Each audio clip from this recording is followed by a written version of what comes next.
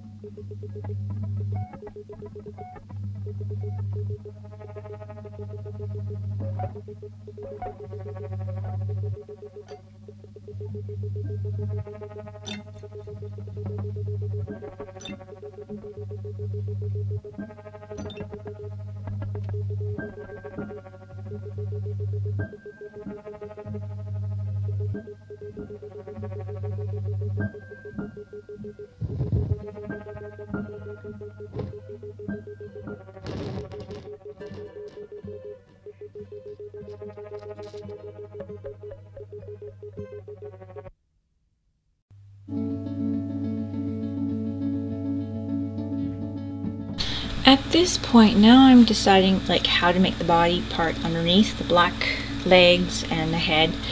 And so I'm doing the same thing as I did the first of the half inch. I'm just making my little crease, and then I'm cutting strips exactly the same as I did the white, but now I have the black, and then that is how I have my bottom layer with the legs and the head to cut out the legs. So then I'm just gonna snip them to the size of the outer shell, the colorful part, and then I just snip up. So you're gonna kind of get the view of this. And I started cutting a bunch of them at a time, but it's kind of nicer to actually cut them as I need them, because sometimes I want the black to be a little bit down the slit where I made the slit in the bottom of the bug. I tried to make the head kind of rounded, not too big, and then I just cut up for the legs and made 3 legs on each side. So hopefully you can get a view of that. And I guess this is, I'm trying to get it where I would cut up the leg and then I would cut a little piece right away, cut up the leg again, and then I'd have, I'm doing this while it's folded, so then they are exactly symmetrical, and then I'm unfolding and I'm twisting and bending my legs to kind of look buggy and sticky. And then the bottom I'll like round off or whatever I'd like to do there, and I'll just put some glue in his back, and there you go. On the inside, put that in like this. And this first one I had actually added a head because I didn't put the head on, but the next ones, the rest of them I just added, made sure I cut out the head and then added the legs and all that kind of stuff in one step. It's kind of going through the process and figuring out what I have to do.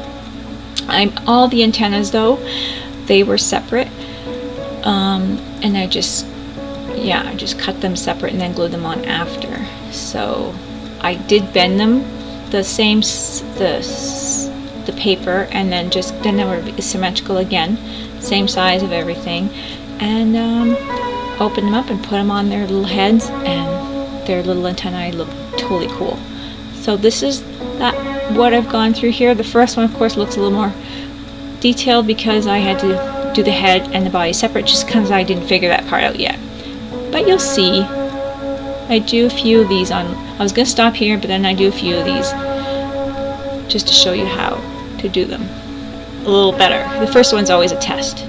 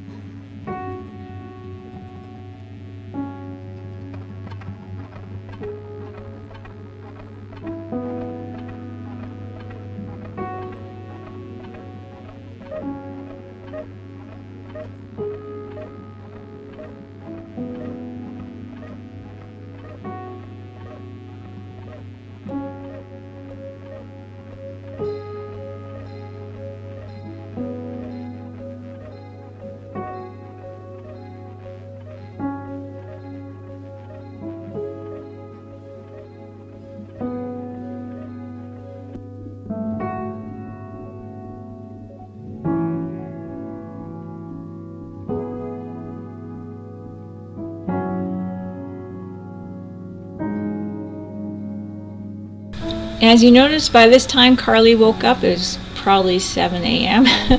and I was asking her, oh, hold the bug for me, I have too much paint on my fingers. So she was helping me out a little bit there. If you guys want to check me and Nikki Parr out on International Crafters, we run the group, and YouTube, International Crafters on YouTube, check us out there, sub. And yeah, this is a fun challenge that we have on that group, our Facebook group. And I have Nikki's link below in the description, so you guys can go check out what she's doing for her 30-day challenge, for this Pinterest 30-day challenge, and all the neat stuff. Everything doesn't have to be exact. What you guys do, whatever you look at and however way you're inspired, do it. Both our crafting ways are totally different, both our ideas are totally different, but yet at the end of the day, our crafts, our art looks totally cool, and everybody just, you know, seems to like what we're doing. So it doesn't have to be the same. It's do whatever twist you want to do. It's just whatever. Something strikes you about that inspires you, go with whatever inspires you. Check us out in International Crafters. Check out Nikki Parr. Her link's below, and I hope you guys have a great day. I am so happy about all my butterflies. I'm just totally hyper right now. Coffee, coffee. The coffee's giving me awake. Talk to you guys soon. Bye-bye.